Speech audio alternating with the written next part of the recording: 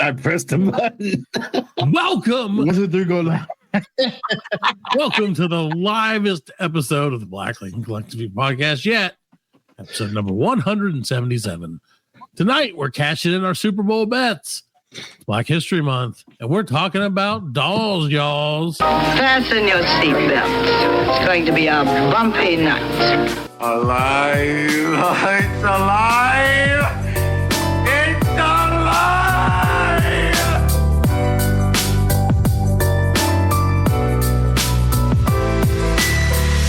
Welcome to the Black Lincoln Collective podcast. Oh, it's gonna be fun. We can stay up late, swapping manly stories, and in the morning, I'll make it pop. With your host, Parker.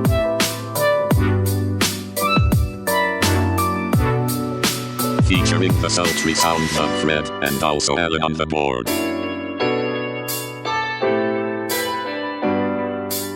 Let's go already! And now, let's start the damn show. Welcome, one and all, to the 177th episode of the podcast. Now, with half the sodium, broadcasting live, literally, from the palatial EC studios scattered all across the upstate of South Carolina. You can catch us live right now on YouTube, Insta, Facebook, Blue Sky, and all your favorite podcast platforms. And, of course, our website, awardwinningpodcast.com. Now, it's the one person that will never leave you dry. The man with all the gray hair dye. The guy with the pie and the patch on his eye. It's Fred Dye. Nope. Well, hello and welcome. Salutations. I'm here, and it's good to be live, man. It's good to be live. We're live. Alan, you live? Yeah. Alan, by the way, Alan, OTB, I ain't got a lot of shit for you today. You know what I'm saying? I ain't got all the shit that Matt had. Yeah, you know, Matt's got a lot of shit with him today. I wrote words today, yeah. So that's all I wrote. I didn't write a lot. Well, Fred and Alan, welcome to the show, guys. Hold on. Okay, go ahead. What? No, go ahead. You go right ahead, sir. Come on, Matt. We're live. No, I wanted to ask you guys, do you know what day it is? Like, since we're live, and it's a very ironical day. it has a today day at the end of it. Today is February 12th, and it's our namesake's birthday. Oh, that's right. It is. Yeah, that's right. Yeah. My kids told me that today. They said today is President Lincoln's birthday. And I said, oh. And I brush it off because I ignore everything they say. Until you said that, and I was like, oh, yeah. Oh, yeah. I mean, sometimes they're right. But no, that was going to happen. Well, happy birthday to us. I guess, you know what? By default, this is kind of like the show's birthday. Right, exactly. Because we don't know when we were born. We just popped up on a doorstep, on a podcast doorstep near you. Yeah, we did. And they were like, oh, someone abandoned this piece of shit. And they're like, oh, they did.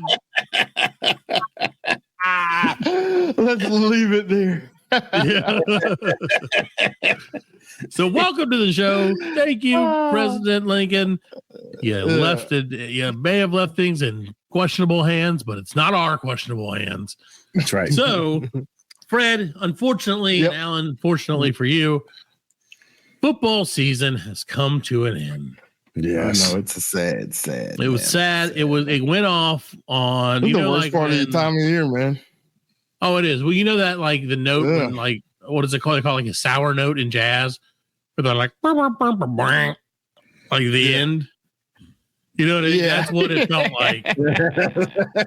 You're just like, oh, okay, yeah, this is good. Oh, crap. I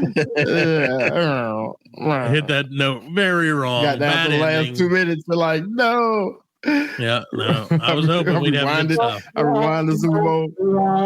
Yeah. Like maybe if I rewind it, it'll be better. If I watch it in reverse. Like watching Rocky and be like, he's gonna win this time. And then you watch the first one, Rocky's he's gonna done win for this time. Yeah. Apollo's not gonna die. Yeah, Apollo's not dying this time. I'm not gonna die. So That's what got- I do. Like every Super Bowl, I like. Okay. Can you hear me? No. you're cutting in now. You can't hear No, me. your mic is still on. You're doing the lagginess. Are you thing that serious? Even Yeah. live, it don't work. Even live. Ah, no. So- for real. It's okay. Even Just live, I'm telling you. Anyway, carry I'm on, sorry. Fred. Do whatever magical things you do to make it happen. We'll just keep rolling with it. 'Cause that's what we do best. Because there are thousands of people watching right at this very moment. You can obviously see. So you sorry, figure yourself out, Fred. folks. It's okay. I'm gonna keep talking because that's what the show's about. It's a talk show, and if you don't talk, it's hard to have a Yeah, show. Exactly. So obviously, like I said, Super Bowl's over. 2 weeks ago, the week before we had George on, we did our prop bet picks, and now it's time to pay the piper, ladies and gentlemen. Yes, it's time to pay the piper. So we have Tell me what I got. Tell me what I got. We're bent over backwards to get these picks together. I even wrote them down, and then we'll see who the winner is and what we should figure out, because I haven't looked. There's 5. I think there's 5 bet things. I just wrote down what it was. So All right. Alan, and then whenever Fred joins us back, Yeah, we that's fine. should figure out what the loser wins or loses. Yeah, I guess. yeah. The loser. So we wins. should figure that out, because before we dive into it, because I don't want it to be, I don't want it to be like, oh well, I think after I lost, I think the loser should get $50. So we don't want to necessarily do that if we can help it, but we'll see what we can do. Yeah. So Fred, what do you think is Sorry, I'm back. I seamlessly did. You didn't have to say that because I never would have known you left. Okay. Yeah. I'm sorry. It's okay. It's too late now. We made it a thing. We're live. They can see. You sound better though. You sound better. So, Thank you. Fred, what do you think is a good punishment or whatever, or reward for losing for whoever lost this football bet? I don't know. Yeah. I wanted to do a Reddit roast me. A roast, yeah. A Reddit Oh roast. man, I've always wanted to do it like yeah. I mean, because I they don't can have get as much brutal. ball for I me ain't as got you. I hadn't had the balls. I hadn't had the balls to put my. If you show them your balls, they probably roast you better. Like, hey, nothing's wrong with that guy. He's perfect. Yeah, Look at him. look at those. They're smooth Oh. like eggs. They must be expensive. Yeah, look at the pair on Yeah, it's like $1.20 a piece right there. Yeah.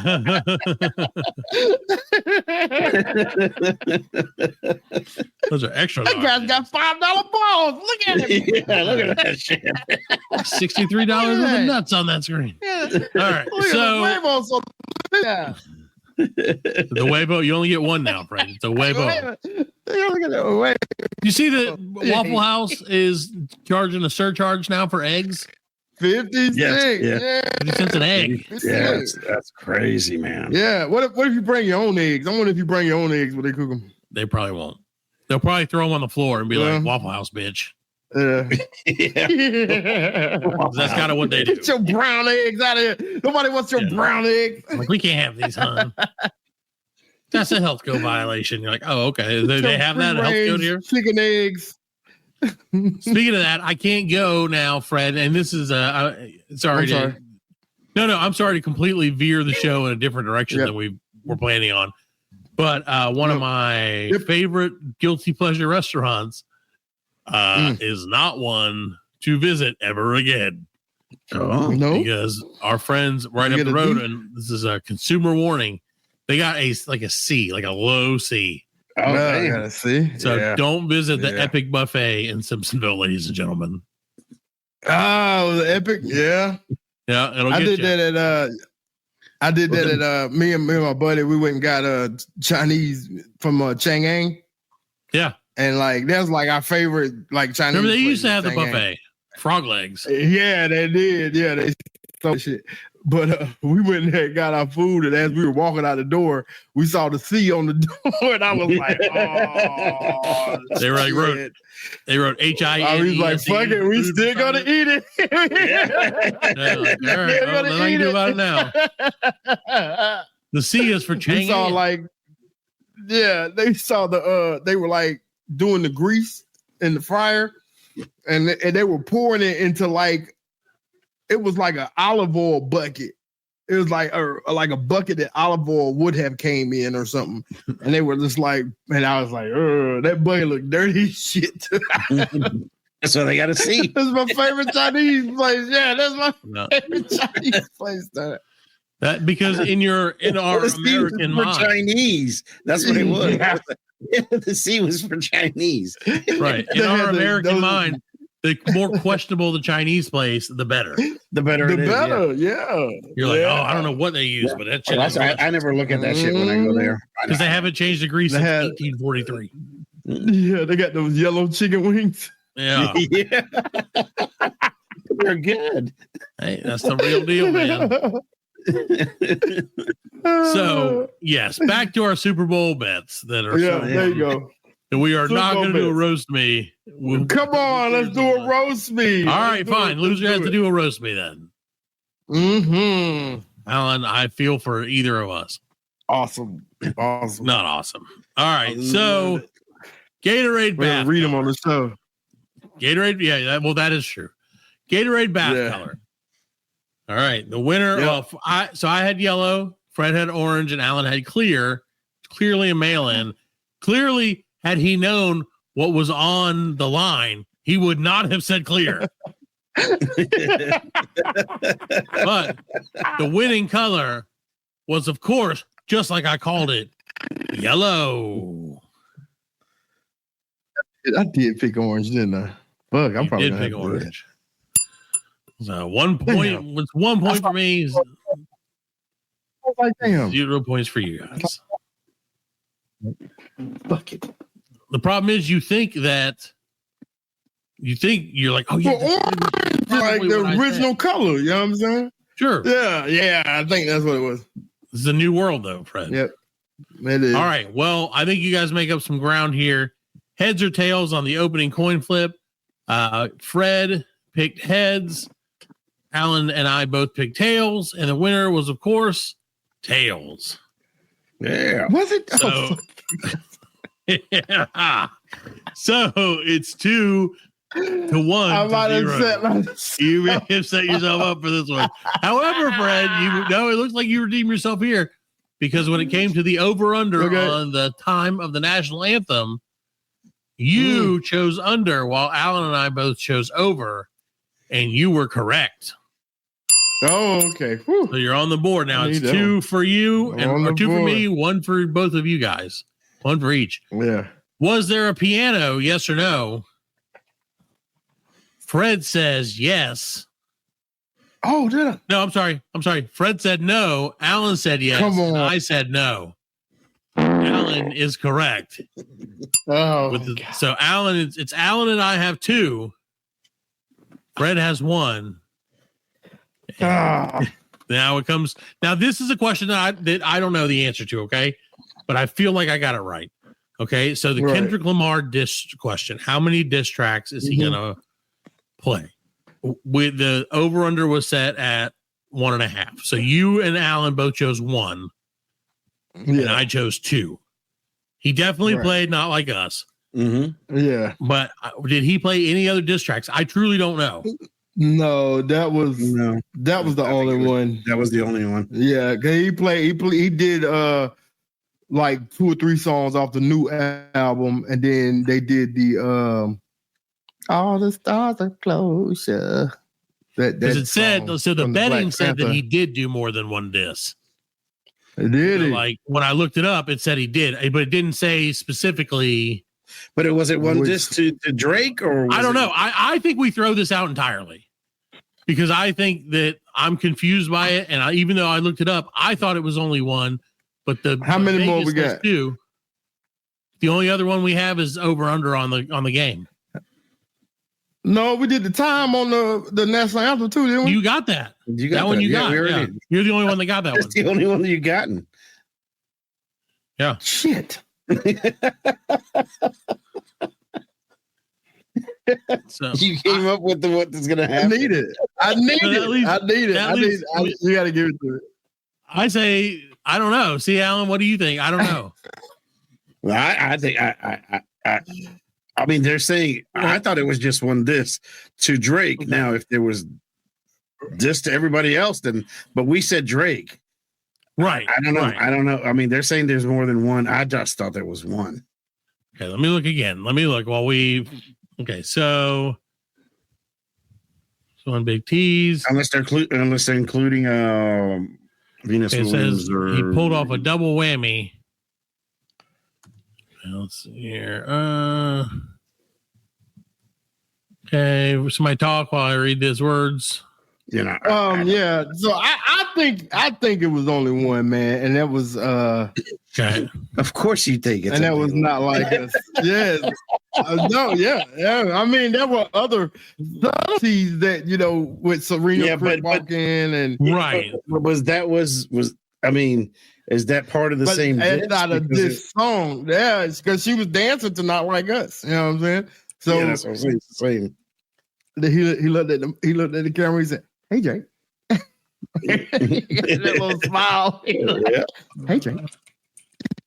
Well, then he also wanted. So let's see. Let me see if it's. I'm trying to see exactly what Vegas said. That's the thing. Right. Prop bet. I don't know. Okay, so let's just say. Okay, here we go. Kendrick Lamar. See, I don't know where we got that bet from because it's not. I'm not seeing that anywhere now. That's the problem. Here's the prop bet. Okay. So this is get a list of the diss songs that he made. Okay, And I'm gonna tell you for Drake, yeah. Okay. So Drake diss songs. Okay, I apologize to everyone for this not being good radio, but this is really important. So we have Euphoria, Yes. Not Like Us, Meet the Grams. But were those diss songs too?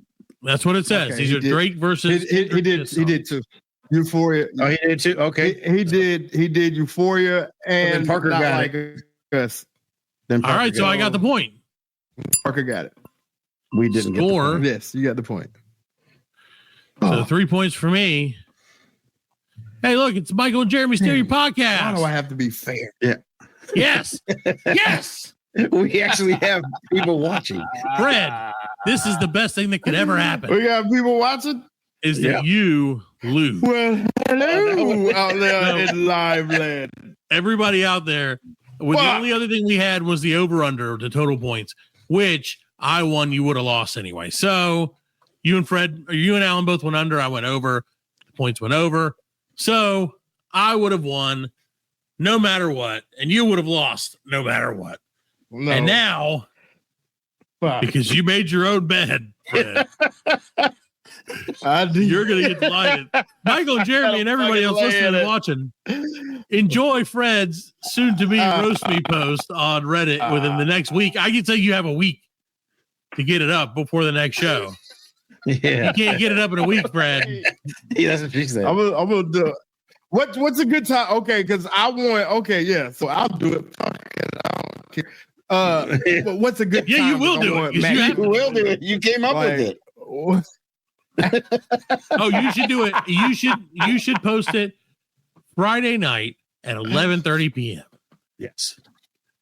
Because that's when you're going to really hit that sweet spot of all the stoned and drunk people. Yeah. Like who are just going to give it to you. Friday night, Great. 11:30 p.m. I got you. Friday night is the night. I'm gonna do it. I can't wait. I can't wait to see it. I can't wait to hear it. I shouldn't have. You shouldn't have said that at all. Yeah. Well, that's why I said, are you sure you want to do this? I really didn't know. I said I didn't have the balls. Yeah. Right. So I really didn't know the winner or the loser. I really, truly didn't. You didn't put it in a sealed envelope or anything. Well, no. I mean, I had to calculate, but I didn't look. I just wrote down what the winners were, like what the winners of the bets were, not and then the other page had what we bet on. I didn't look because that wouldn't be fair. I'm not that kind of host. It wouldn't be fair. No, it wouldn't be fair. But I'm glad I didn't lose. That's the main thing for me. Yeah. As long as I don't lose, everybody wins. That's right. Fred, guys like me are on the come up right now, Fred. I don't know if you knew that or not. I'm gonna finally, after all these getting your up and comings. Yeah, I'm getting my up and comings. It's about time. We really are. So, Fred, speaking of my whiteness. Yeah, speaking of it's Black History Month. What a Fred. segue. It is. What a segue. For some reason, we've made you our Black History Month correspondent. I wonder why. Still don't know why. I don't know why. So what do you have for us this? Yep, that's right. Well, lovely February.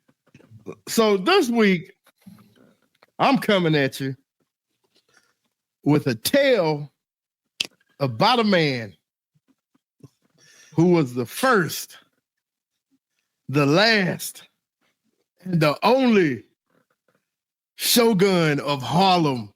Yes, I am talking about Show Enough. He did Show Enough. He was the first, the last, and the only Black Shogun of Harlem. Now, I don't know. Do you guys know what a shogun is?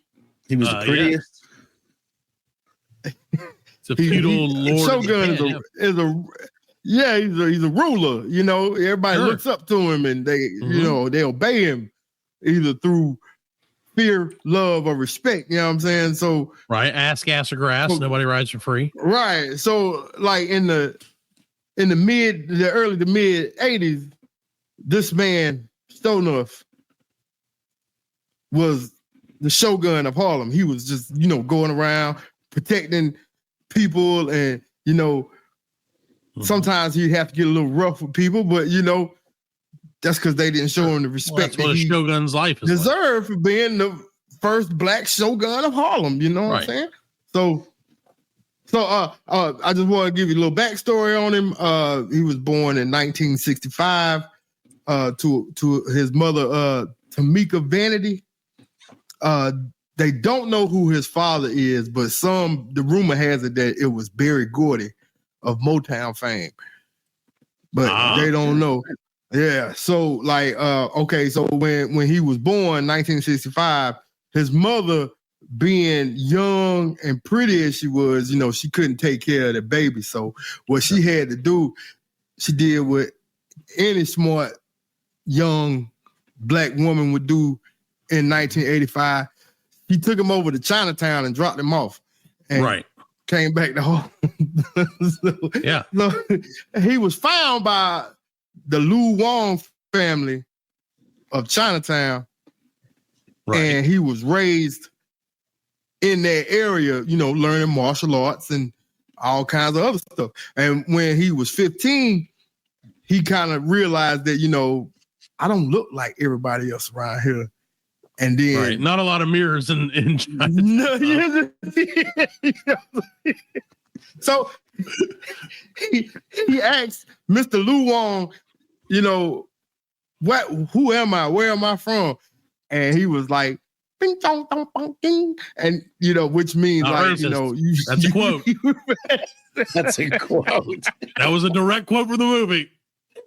I was clear about throat.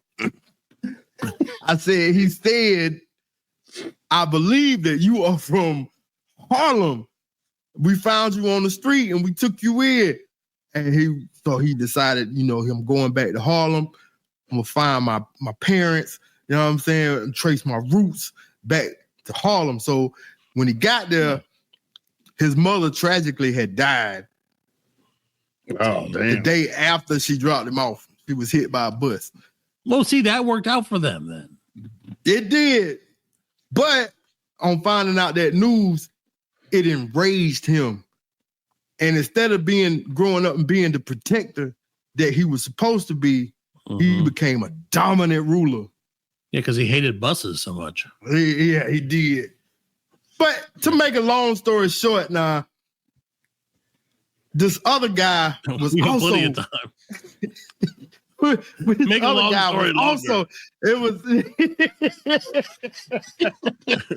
so at the same time there was another baby born around the same time that Shogun was born. His mother did the same thing that Tamika did. She took that baby. They couldn't keep all them babies. So, in Chinatown, they love little dark babies. Just like, have you ever seen a Chinese baby? You ever seen a Chinese baby?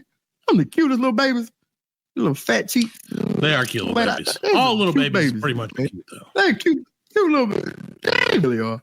They really are. Not all of them, but most of them. I digress. So, this other young child, he grew up in the Lee family. Ah. And they decided to name him Bruce Leroy. And so, like I said, make a long story short, these two titans, black titans of karate, were destined to face off in a battle so intense that both their skins would glow. Would glow in the night. Showing up his skin glowed red with the power of the dragon. And Bruce Leroy, his skin glowed golden, the power of the tiger. Yes. And Leroy, of course, he won because he's light skinned. You know what I'm saying? What? Dude, no, that's a known fact. He has an advantage.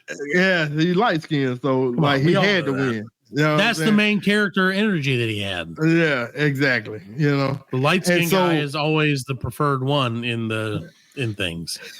And it's racist, and I don't agree with it, but it's true. Right. But it happens. Dark skinned men win sometimes too. I mean, it's okay. Sure, no, they do. In real life, they win more often. In real life, yeah, they really do, man. Wesley Snipes, Samuel Jackson, other guys. And so Bruce Leroy defeated Ring Rames. He defeated Shogun. Manute Bowl. And drowned him in a barrel of piss. Oh. Yep. So it was a sad ending for him. And that's how they started Black History Month. Yeah. But I just wanted to get, because he don't get enough credit, man. He was the first, the only black Shogun of Harlem. Let me ask you, so what by you starting the story talking about Shogun and not Bruce Leroy, that makes me think that you are siding with the black Shogun of Harlem over the light-skinned guy. Shogun. Okay, just making sure. I just want to make sure where your allegiance is. Yeah, he was the most pretty hero, man. He was the strongest. He was the prettiest. Yep. Hated buses. Fastest. Yeah. Just could I handle it? Past that yellow glow, he ran out of dragon energy. His dragon energy started. That's right, because it's short circuit. I mean? Because like you can only get it for so long, and he hit it too soon. Right. You hit your limit. Know what I'm saying? Yeah, he hit it. Like when you're on the fighting game, and that you do your special move, and the bar goes down. He did the special move too soon. Didn't finish him off. Yeah, it was like that scene in Fast and Furious when Paul Walker hit the Nas, and he was like, "I win." He was like, "Rookie." Vin Diesel was like, "Rookie," and he hit it, and he shot past him. How did they talk to each other? Ja Rule was like, "No, Monica." Yeah, I remember that. Yet another great example of Black History Month. Yeah, yeah. Ja Rule. I don't know. I don't know how they. I guess it's just movie magic. Yeah, it's got to be. There's something to be said for movie. I mean, My wife did a thing one time. She was like, she was driving down the highway and she was making a weird noise, and it was making a real noise. She was like, she called me. She was like, my car is making this weird noise. I was like, what kind of noise? She rolled out the window and said, listen, and stuck the phone out the window. Oh no! Like, did it fly off into space? I'm surprised she was able to hold on to it. Yeah. All I hear is wind. What are you doing? Like, yeah, I hear it. Sounds like the brakes to me, baby. Yeah. There you go. Insane. It's inconceivable. But that's just like you said. That's just movie magic. That's how they do it in Hollywood, folks. That's it, man. Yeah. And what they don't do in Hollywood, you can do anything, is take breaks in the middle of their live shows. But we aren't in Hollywood. We're in America. That's right. That's right. So we're going to take a real quick break, and we'll be back in about 5 minutes. If you're watching, go pee-pees, poo-poos. Come back. Intermission. Make it a quick boop. If I don't know what your style is. The Black Lincoln Collective podcast will return after a word from our sponsors.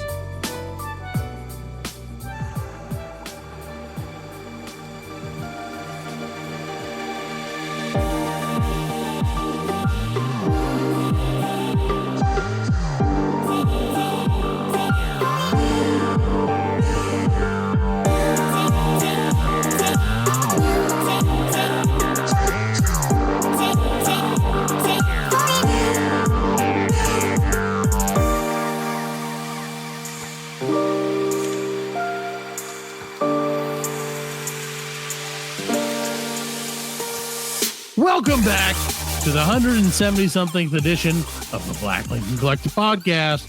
We're so glad you're still with us. We're so glad we're still alive. We're so glad you're still alive too, ladies and gentlemen. Yes. And Fred, it wouldn't be Black History Month without men talking about dolls. What? Dongs? Fred, dolls. Fred, come on. Dolls. I was like, they're talking about dongs? And my wife, what kind of podcast is this? Turn me. Probably a dolls related podcast. She better. People would love it. People would love it. Turn your own. So my wife gave me the information about the American Girl dolls. Do you know what an American Girl doll is, Fred? I'm gonna just keep moving. He was an American Girl doll. Yeah, something like that. So American Girl dolls. They're dolls for little girls. They're dolls. And you may or may not know this about them, but they each little boys like dolls. Or if you're a dude, you're into it. It's cool. I mean, they're not called American Boy dolls, but that's fine. Mm-hmm. I mean, who am I to judge? Maybe we should open up American Boy dolls. And they'll just be like little guys with guns. Like a little trucker, like a little dude with flannel. My dad is a senator. Yeah. Like 47. You will love it. I'm telling you, man. Great. So, a whole bunch of money. You know what, Fred? I think it would. I think we have another idea that works to make a lot of money for a lot of great people, mostly us. Greatest three. I mean, truthfully, some of the greatest guys. Three people that I know are right here. If I include myself. Greatest. Twice. The best guys. The smartest and the biggest. That's right. It's all but out of the screen. Okay. So anyway, Fred, each and every American Girl doll has their own unique and lucrative backstory. Probably not lucrative is the right word to say, but their own unique and in-depth backstory, Fred. Okay. So there you go. In-depth, yeah. I mean, at point they are lucrative for some people because they're money related. Right. So, they do make money. So our friends at American Girl release historical characters from across the spectrum and across the decades.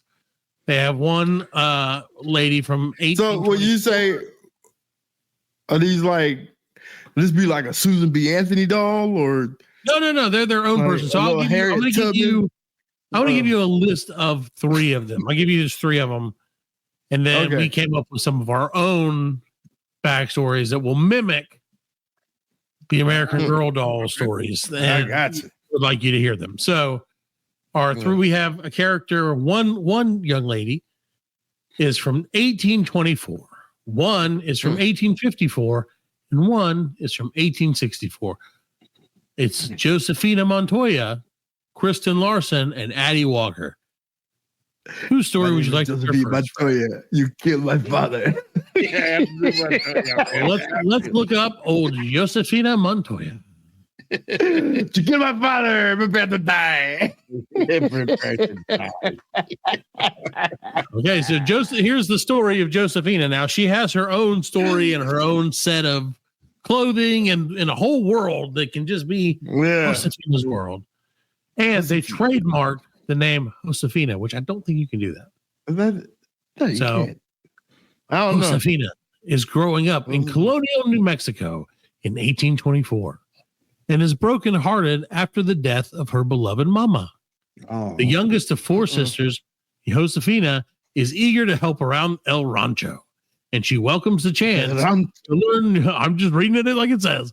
And she welcomes the chance to learn new skills like weaving, playing the piano, caring for a baby goat, and growing the pretty flowers in Mama's garden. With the arrival of new people and new ideas at El Rancho, Josefina strives to balance new ways with the time-honored traditions of her family and her community. Quiet and thoughtful, Josefina does not consider herself to be brave, but by staying open to new ideas and trusting her inner strength, she helps her family heal from the loss of Mama. And then it goes into her entire family. And I'm not even shitting you. Alan, share this so the people can see this, please. If you're watching live, enjoy meeting Josefina Montoya. Josefina Montoya. It goes into her entire family. Dang, look at Papa. That's crazy. Ana, Teresita. And then you can get her book about Josefina. So she lived in the West. I guess She lived in, West. yeah. See, she's got a whole line of books. Oh, yeah, she's brown skin too. Yeah. A cute Fun little facts. face. Oh, there's some snakes. It's everything, dude. It's everything you could ever want. She comes with snakes? Yeah, she fucks with snakes. Josefina doesn't give a shit, dude. That's what you need to learn about her. Sold separately. That's right. You can buy a snake. Mom, can I get Josefina snakes, please? Yeah. Mom, I need more snakes for Josefina. She wants to become the snake goddess. It's part of her culture. I looked it up. She will avenge Snakes on a train. Mama's death. Snakes on a train. She's going to use the black arts to resurrect her mama. Yeah. She the one putting them snakes on the train. No, she put them on snakes on a what are you fucking damn it, I can't even think what it's called now. My brain is so stupid now. What are they? A wagon. Snakes on a wagon. Check. Failure. Snakes on a wagon. Failure. All right, Fred. Well, from that failure, they're just like, I bet that shit happened all the time. That's all they're gonna remember about the first live is I couldn't remember working. I'm stupid. Well, normally we would spend hours editing that to make it sound like I knew what I was talking about the first time. But we're live because baby. we're going without a net. We're going without a net here, people. So you just gotta deal with us sometimes. So anyway, it's Black Lincoln Collective Podcast. So let's go and meet our friend from just a few years later, and this is Miss Kirsten Larson. Now, Fred, Kirsten is an immigrant girl. Okay? For 2 months, Kirsten and her family travel from Sweden to America on a crowded schooner ship called Eagle. The voyage is challenging and exciting. Everyone is looking forward to their arrival in New York. Well, when Kirsten's family arrives in America, they prepare for the next leg of their journey to Minnesota. Kirsten, that's right, the land of 1,000 lakes. Kirsten wonders if she will always be far from her home in Sweden, a place where she would be happy, a place where she would belong. But when she meets her two cousins, the three quickly forge a bond and become inseparable. Wow. After spending the first night in her very own bed in America, Kirsten begins to see Minnesota as her brand new home. Surprisingly, not as depressing as the first girl. This girl is white as hell, by the way. I thought you was like, yeah, she's from Sweden. Yeah. So just so you know, I want you to see the way that they treat their people of color versus their non-people of color goals. Right. So you've heard Kirsten's story. And again, Kirsten, same thing. Has a whole family, a bunch of white dudes and white ladies. Yeah. Right. I thought you said like her daddy was going to get killed by Timberwolves. No, not yet. Well, no, because they moved to Minnesota. I mean, if you lived in the West Coast, if you lived in the desert, like Josefina was. Minnesota, 18 what? 1854. Yeah, maybe a grizzly bear or something. Minnesota. Yeah. I mean, yeah, that's I don't wild know about country up there, man. A bear or a moose. Yeah, or something. A bear. Yeah. Elk. Elk, a moose. These are huge. So that the brings natives. The natives are restless. Oh yeah, you get attacked by Canadians. True. There are Canadians and Wolverines. Those are real. There's 1,000 ways to die. Bobcats. Yeah, there's the cold itself. Yeah, dysentery. I mean, come on. Your father died of dysentery. How did anybody live back in the day, man? Yeah, I don't know, dude. How did any people live? Because it was like, oh, I twisted my ankle. They're like, well, you're done for. Yeah, you're done, buddy. Man, humans, I mean, you think about it, we're weak now compared to the way we were. I mean, yeah, them people just Lewis and Clark and all that shit, you know. You don't think that wait a minute, Alan. Wait a minute. You're telling me you don't think that the three of us could ride no. We're the exception. Country we're the exception. and find new lands. We wouldn't get past the first Taco Bell. No. We'd be like, well, we did it. I mean, you remember we talked about, you know, getting in a wagon and going across the country in a wagon. Everything else to do back then. Yeah, the wagon, bro. You know, but again, you know, you didn't have as much anything. You know, If they had internet access, what's going to happen in the future when people are real lazy? So listen to this. If you're listening to this live from the future, feel free to leave a comment and tell us how much fucking sucks. I feel like it's going to be real shitty for your recliner in the future. That's right. From your fucking hover bed. Hover anus. Hover bed. Maybe they just like stick something in your anus in the future and that's like hover. And it makes your whole body hover, and then you can, because I mean, you only have so many ports as a human being. Yeah, right. Okay, so if you're going to have something, if they're going to be like, oh, this is like your hover, because I would see them being like, this is your all-in-one thing. You can lay down, and it becomes like a bed. It like hovers to a bed. Yeah. If you sit up, it sits. If you stand, but they got to put it somewhere. I go with the Matrix route. That put something in the back of my neck. Yeah, you brace. When you think about it, and realistically, you're probably right. It's probably going to be your ass. I mean, that's where I would put it. Put it on my arm or something, man. You have to have Murphy was right. You can't like jostle it loose, because if you're hovering and you jostle it loose, man, you're done. If you fart, I told you the future's going to be real weird, dude. And that's the first step. It's gonna fly have like and fart. Like, no, Fred, it's gonna have a chamber thing on it that when you fart, it's like it holds it or filters it that's out. The fuel.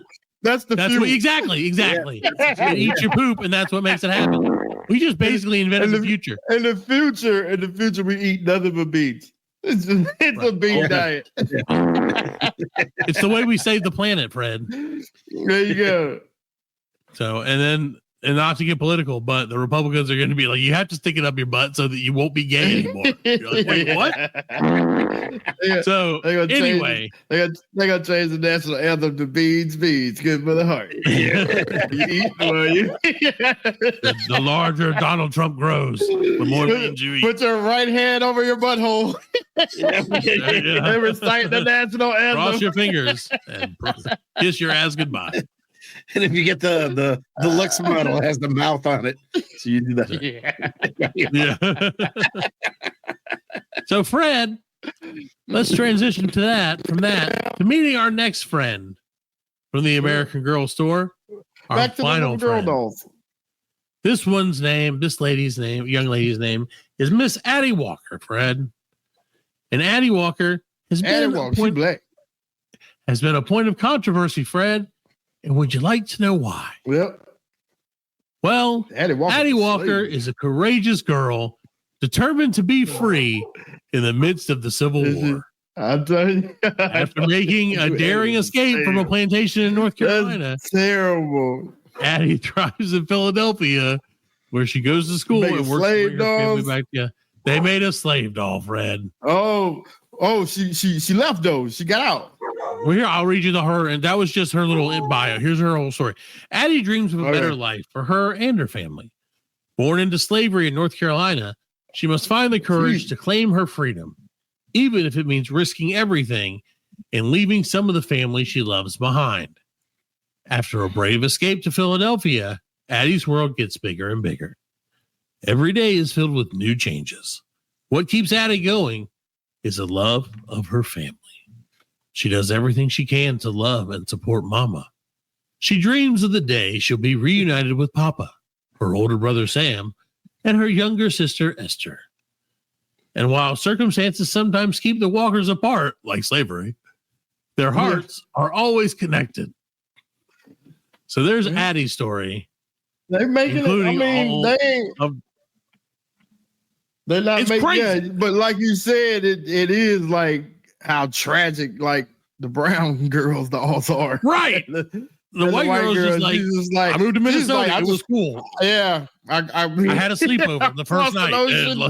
Across the ocean, across 25,000 miles, 100 miles of land, rough and rocky terrain. And it was good. I didn't want to be here. Actually, I didn't want to be here.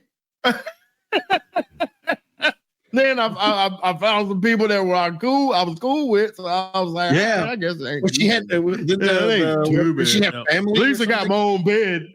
I got my own bed. Did the other girls have the lineage of the family? Like, yeah, no. Addie has her entire family on there too. They all have their families. Really? Oh, what do they look like? We only saw the first one. They look like yeah, I want to see that one. Let's put it on the screen, Alan. Hold on 1 second. I mean, it's just. I just want to see Fred's reaction. Don't hit me. That's what it is. Here's a picture of Miss Addie, who does not look like she is questionably, like maybe a little in the head. I'm gonna zoom in just a little bit more so you can see this girl. That's added the later years. This is her. Yeah, because they don't look like Yeah, she was in North Carolina. She looks like she's cross-eyed. She's cross-eyed as fuck, man. Yeah. She looks like she has some issues. But here's her family and friends. All right, Sam Walker, Esther Walker. Look at escaped with her mom. They got them looking like good times on them. Still, this Ben Walker's still a slave. Also a slave is her brother. And so is her sister, her younger sister. This is fucked up. I mean, it's real. It's real, but like it is real, but it's like crazy. They got them all smiling and shit. Like that's what I'm saying. Like, look, here's a book about their fucking finding freedom. This is exploitative, I think. Yeah, very. Yeah. And how much does that doll cost? Oh, they're very expensive. They're like $100. Yeah.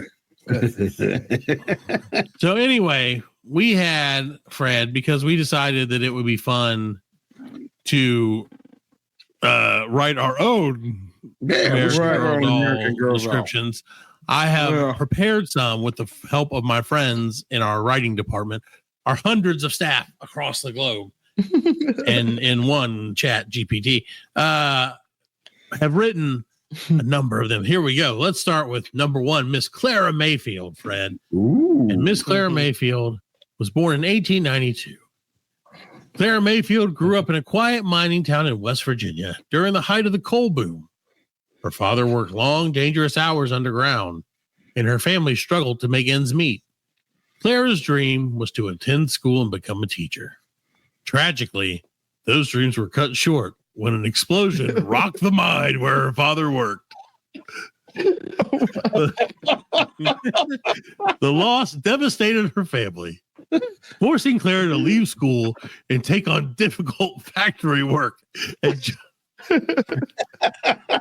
just 10 years old. Oh, why are we laughing at this? Weakened by, oh my God, it gets worse. Weakened by long hours and poor conditions, Clara succumbed to illness before she could celebrate her 13th birthday. They're supposed to survive. Leaving her family with nothing but her kind smile to remember her by. Holy shit! That's fucking terrible. That's just the first one. That's golly. Okay, so you're gonna have to judge which one of these is the most tragic, guys. So that was Clara Mayfield. Okay, let's meet. Next I can't read it because I know Mind it's explosion. I can't. Let's meet little Miss Evelyn Hartfield. Miss Evelyn was born in 1918, right in the midst of the Great Depression, a time of scarcity and struggle. Her father abandoned the family when she was just 4 years old. That's a black one, ain't it? Oh my God. I don't even know. I think the next one. I think the next two are the black ones.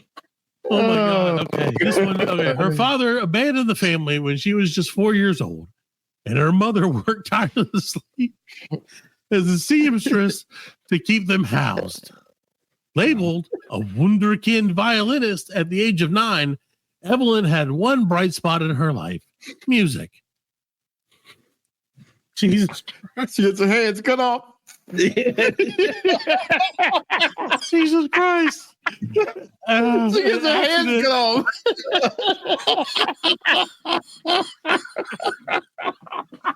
Oh my God. Oh, I can't even read it.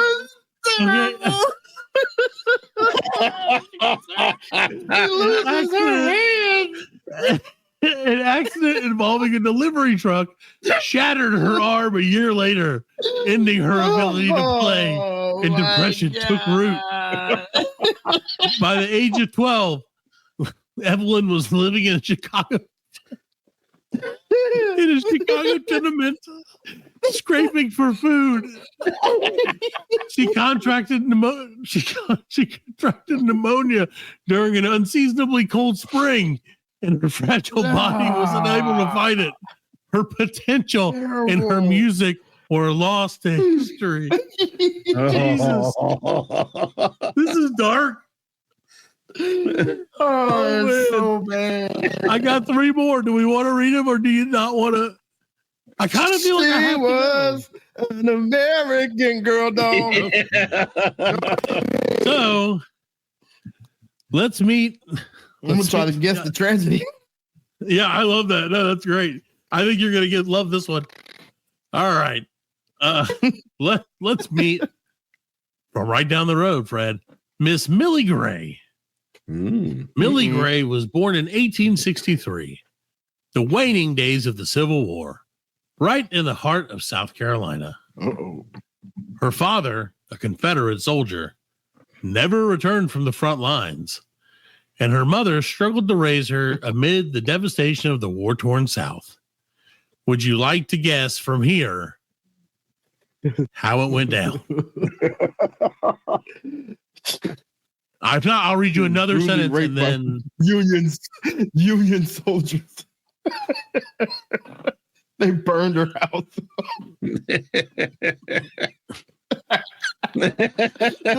Millie's short life was defined by hunger, disease, and a pervasive wreckage of conflict.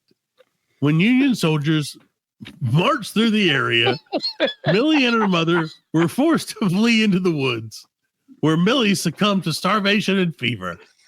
She passed away just days shy of her 3rd birthday. becoming one of the many forgotten casualties of war. Collateral damage. Fred, we're keeping it light tonight, ladies and gentlemen. So, baby, that's very tragic, but you pretty much called it. Yeah. So I think if she wouldn't have been 3, you probably would have. That's what they did. They used to burn them houses down, man. They didn't care. Yeah. So, Fred, let me tell you the story. Let me take you back to 1930, Fred, and let me introduce you to Beatrice B. Longfield. B. Longfield was a spirited, ambitious girl growing up in the Dust Bowl era Kansas. Despite hot conditions and failing crops, her optimism shone brightly, and she dreamed of becoming a pilot after listening to stories of Amelia Earhart.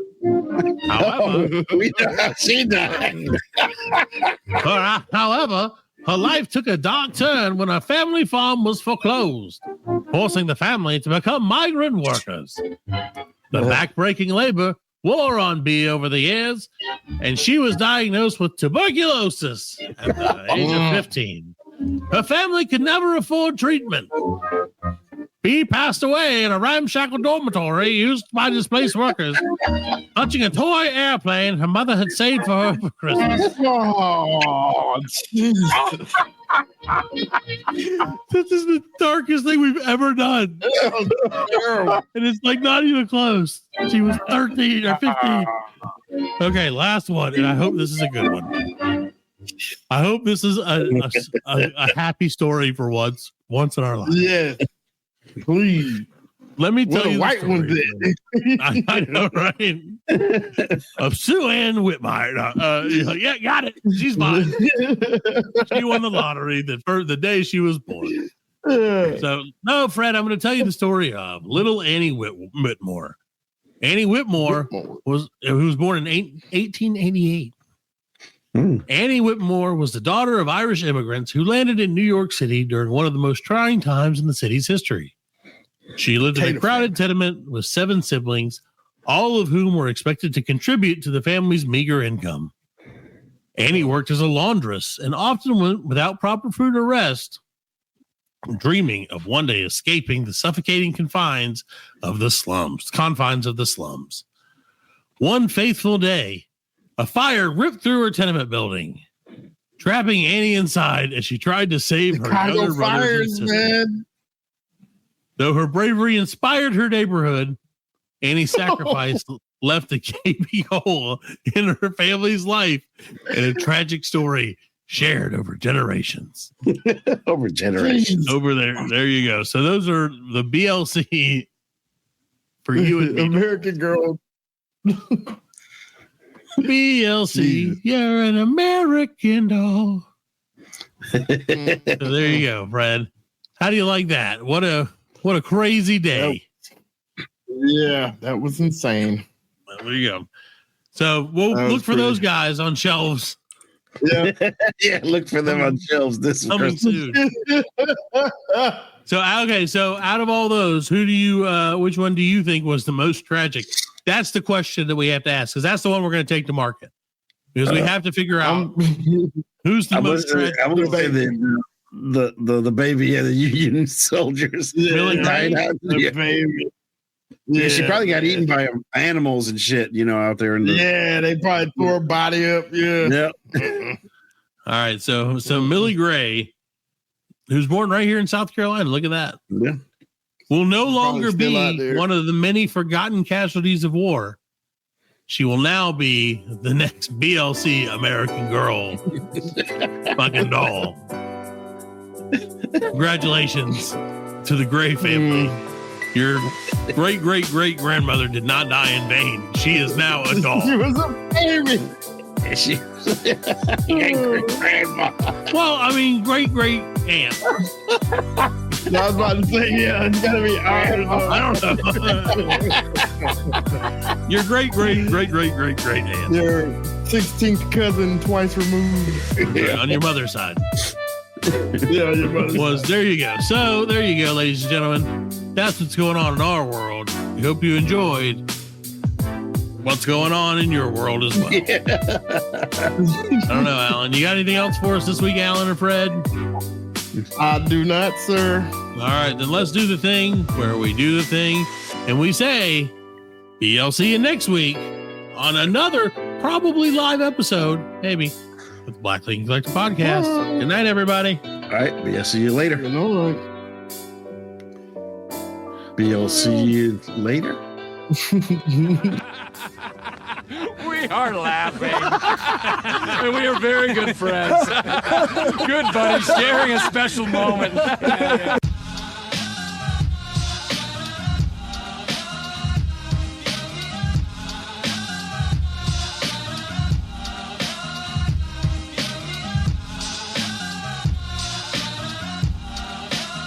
That's it, man. Game over, man. It's game over.